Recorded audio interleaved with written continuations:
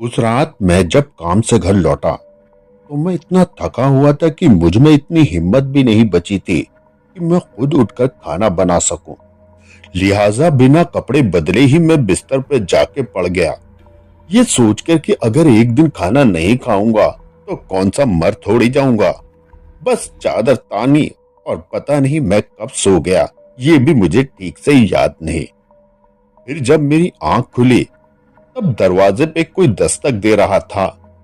करवट बदलकर भारी पलकों से मैंने जब घड़ी की ओर देखा तो रात के 2:30 बज रहे थे। आधी रात के समय भला कौन हो सकता है, यही सोचते हुए मैं बिस्तर से उठकर दरवाजे की ओर बढ़ा। कुंडी हटाकर जब मैंने दरवाजा खोला तो एक पल के लिए तो मैं हक्का बक्का रह गया, क्योंकि ठीक मेरे सामने मेरा जिगरी दोस्त अमर खड़ा हुआ था, जिसका घर यहां से करीबन 2 किलोमीटर ही दूर था। अभी मैंने उससे पूछा, अरे अमर, तू इस वक्त यहाँ पे क्या कर रहा है?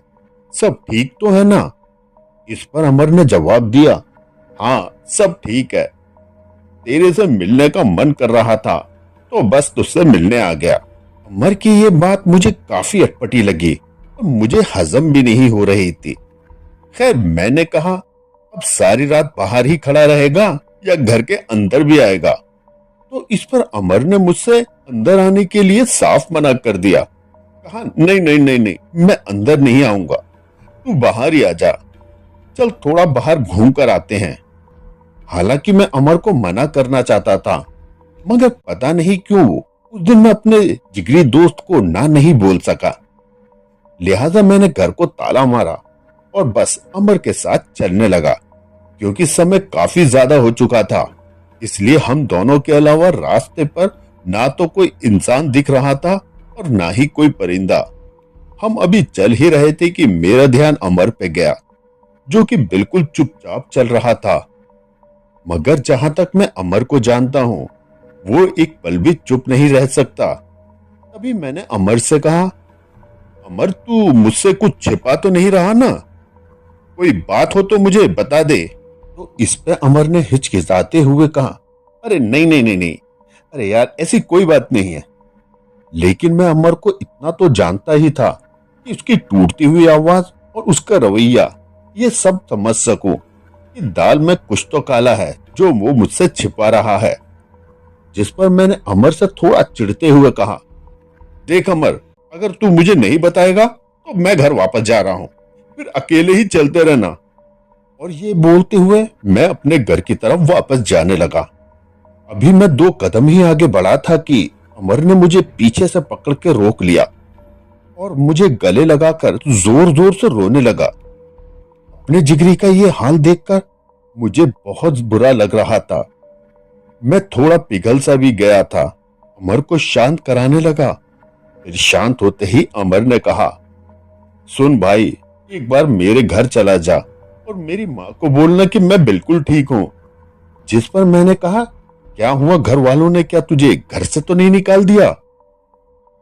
अब मैंने अमर को बहुत बोला कि वो मेरे साथ घर चल, पर अमर था कि वो किसी हालत में वहां से जाने को तैयार ही नहीं था। खैर मैंने ज्यादा वक्त ना गवाते हुए तुरंत ही अमर के घर की तरफ को चल दिया। चलते चलते मेरे मन में ढेर सारे सवाल उमड़ रहे थे कि कहीं अमर के घर वालों को कुछ हो तो नहीं गया। वैसे भी अमर के पिताजी की तबीयत अक्सर खराब ही चल रही थी। कुछ देर बाद जब मैं अमर के घर पहुंचा तो पाया कि उसके आंगन में ढेर सारे लोग जमा हैं, जिन्हें देखकर मैं बुरी तरह से सहम गया। मैंने ऊपर वाले से प्रार्थना की कि कोई अनहोनी ना हुई हो, मगर मुझे क्या पता था कि ये जो मैं सोच रहा हूँ असल में सब कुछ इससे उल्टा होने वाला है। अब भीड़ को चीरते हुए जब मैं सामने गया तो मेरे तो पैरों के नीचे से जैसे जमीन ही खिसक गई हो। मैं अपने आप को संभाल नहीं पाया और कांपते हुए पैरों के कारण मैं वहीं जमीन पर बैठ गया। इधर से ठीक मेरे सामने एक अर्थी सजी हुई थी और उस अर्थी में किसी और की नहीं बल्कि मेरे जिगरी दोस्त अमर की ही लाश पड़ी थी। मेरा दोस्त अमर, जिसके कहने पर मैं अभी यहाँ घर आया था।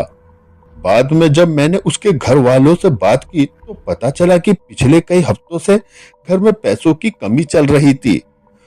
ऊपर से उसके पिताजी की भी तबीयत बहुत बिगड़ती जा रही थी और ऐसे में घर का सारा बोझ अमर के कंधों पर ही आ गया था और इसलिए वो ड्यूटी करने लगा था। मगर आज रात जब वो ड्यूटी से लौट रहा था तो पता नहीं कैसे उसकी बाइक एक ट्रक के नीचे आ गई, जिससे अमर ने मौके पर ही दम तोड़ दिया। ये सब बातें सुनकर मेरी आंख भर आई और मैंने ये फैसला किया कि अब से अमर के घर का खर्चा मैं ही उठाऊंगा। उस दिन के बाद से अमर कभी नहीं दिखाई दिया, मगर उसके आसपास होने का एहसास मुझे हमेशा होता रहा है। दोस्तों, ये थी आज की कहानी। अगर आपको ये कहानी अच्छी लगी हो तो हमारे चैनल को सब्सक्राइब जरूर करें और अगर आपके पास भी ऐसी कोई सच्ची कहानी है तो हमारे साथ शेयर करना ना भूलें।